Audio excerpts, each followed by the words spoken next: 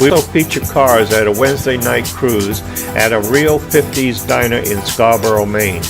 We call these program segments Cruise Night at the Diner. This short demo will give you an idea of our show series called Motorland TV Network Classic Car Show.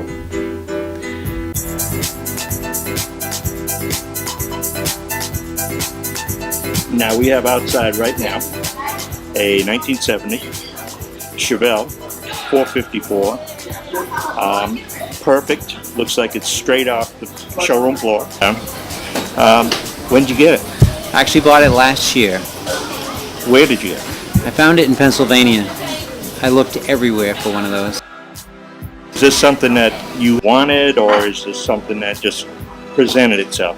No, ever since I was a kid, I wanted this. My brother had a 69. One of my better friends growing up had a 70 just like it, only his was blue.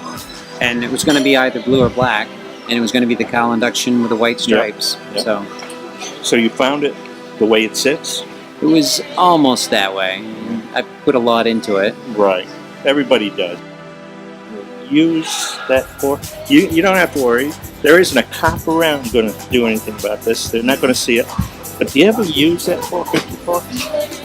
Well, not when anybody's looking. I know it's there when I need it, that's for sure. And by the way, I'm a cop too. You are? I saw him reach it. So I knew that he was doing that. Oh my God. So I probably could get out of it. I would like to define the show a little more for you. It's not just a pretty car show. This show is not only going to center around custom, classic, and antique cars, but the people who own them. We will be asking the owners how they got their cars and why they selected that particular car. You know, some people inherited their cars. Some people bought their cars completed. Some found the car out in the middle of a field with a tree growing through the engine bay. When did they get the car, and what it took to bring it to completion? We're going to find out by asking these questions. Now I'd like to take a few seconds and introduce you to the owner of Motorland America. One of the best things that I heard is this is like Memory City. Yeah. Well, we've told people from day one that we happily live in the past. Yeah. And in fact, one of our taglines has been celebrating America in reverse. Yes. And part of that is rooted in it's not just the car, but it's the stories that they tell and the people that have owned them and enjoyed them. And that's really kind of what it's all about. And that many of these cars will be sitting here in a building just like this 100 years from today, after we're all long gone.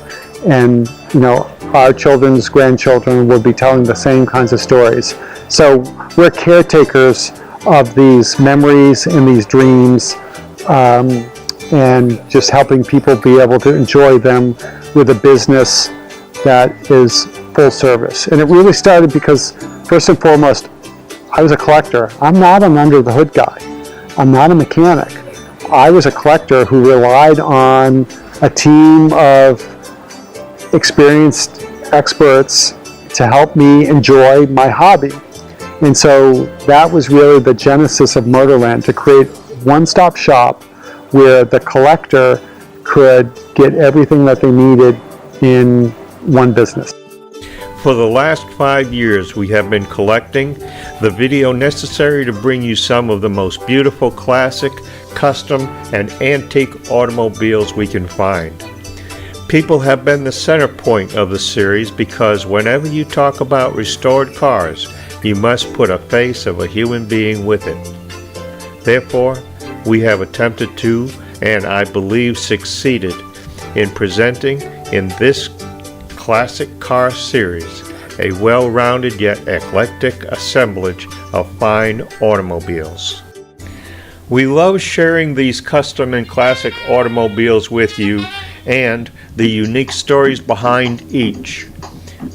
The people and their stories of these unique and beautiful cars are preserving a precious part of our automotive history.